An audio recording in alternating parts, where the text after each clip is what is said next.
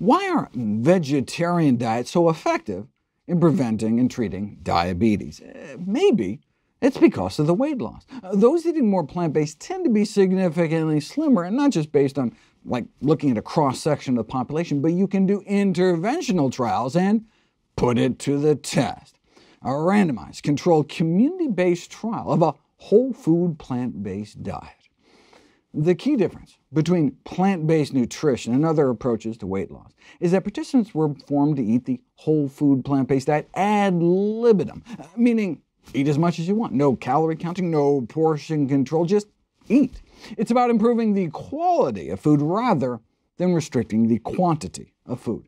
And then, in this study, they had people just focus on diet rather than increasing exercise, just because they wanted to isolate out the effects of eating healthier. So, what happened? No restrictions on portions. Eat all the healthy foods you want. Here's where they started out. On average, obese at nearly 210 pounds. The average height was about 5'5". 3 months in, they were down about 18 pounds. 6 months in, more like 26 pounds down. But you know how these weight loss trials go. I mean, this wasn't an institutional study where they locked people up and fed them. No meals were provided. They just informed people about the benefits of plant-based eating and encouraged them to, do it in their own lives, their own families, and their own homes and communities. And so, typically what you see in these so-called free living studies is that, weight loss at 6 months, but then by a year the weight creeps back, or even worse.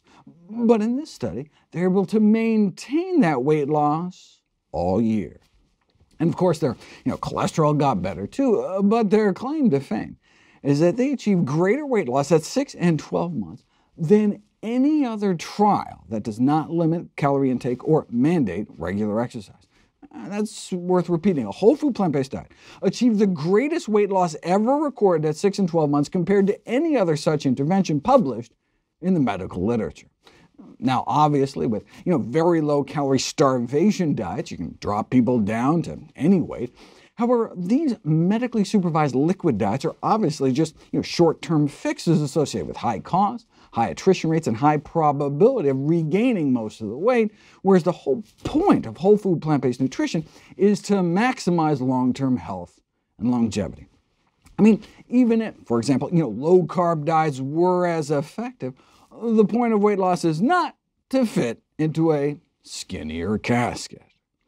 Studies on the effects of low-carbohydrate diets have shown higher rates of all-cause mortality, meaning a shorter lifespan, decreased artery function, worsening of coronary artery disease, and increased rates of constipation, headaches, bad breath, muscle cramps, general weakness, and rash. And yet, still not as effective as the diet that actually has all the good side effects like decreasing risk of diabetes beyond just the weight loss.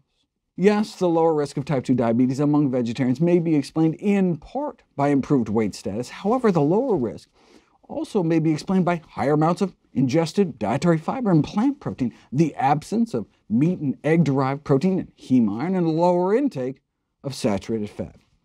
Most studies report the lowest risk of type 2 diabetes among those who adhere to strictly plant-based diets. This may be explained by the fact that vegans, in contrast to vegetarians, do not eat eggs, which appear to be linked to higher diabetes risk. Maybe it's eating lower on the food chain, so you avoid the highest levels of persistent organic pollutants like dioxins, PCBs, DDT, and animal products, which have been implicated as a diabetes risk factor. Maybe it has to do with the gut microbiome. With all that fiber, no surprise that there'd be less disease-causing bugs and more protective gut flora, which can lead to less inflammation throughout the body. That may be the key feature linking the healthier gut with beneficial health effects, including the metabolic dysfunction you can see in type 2 diabetes. And it's that multiplicity of benefits that can help with compliance and family buy-in, whereas a household that includes people who do not have diabetes may be unlikely to enthusiastically follow a quote-unquote diabetic diet. A healthy diet is not disease-specific, and it can improve other chronic conditions too. So while the diabetic patient will likely see improvement in their blood sugar control, a spouse suffering from constipation or high blood pressure may also see improvements, as may overweight children, if you make healthy eating a family affair.